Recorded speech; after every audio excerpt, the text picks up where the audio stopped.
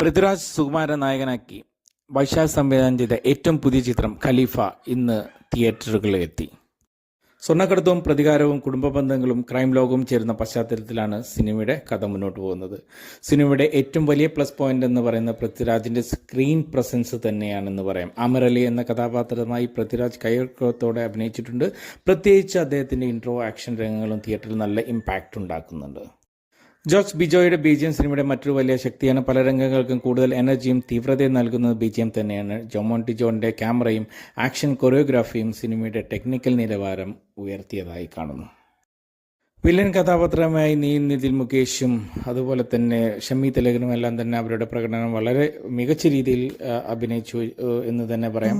പൃഥ്വിരാജും നിതിൻ മുകേഷും തമ്മിലുള്ള ഏറ്റുമുട്ടൽ സംഘടന രംഗങ്ങളെല്ലാം തന്നെ സിനിമയ്ക്ക് കൂടുതൽ ആവശ്യം നൽകുന്നു.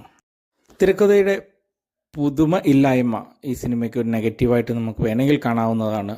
മുമ്പും ഈ തരത്തിലുള്ള പല സിനിമകളും നമ്മൾ കണ്ടിട്ടുള്ള എന്നാൽ തന്നെ ഇത് എന്നുള്ളത് നമുക്ക് മുൻകൂട്ടി പ്രവചിക്കാൻ പറ്റുന്ന രീതിയിലാണ് ഈ സിനിമയുടെ തിരക്കഥ എന്ന് പറയുന്നത്. സിനിമയുടെ മറ്റൊരു ആകർഷണം എന്ന് പറയുന്നത് മോഹൻലാലിൻ്റെ സാന്നിധ്യം തന്നെയാണ്. കൂടാതെ ടൊവിനോ തോമസും അതുപോലെ തന്നെ സോബിൻ ജോസഫും എല്ലാം തന്നെ ഈ സിനിമയിലെ ഒരു ചെറിയ വേഷം ചെയ്തു തീർത്തു എന്ന് വേണമെങ്കിൽ പറയാം.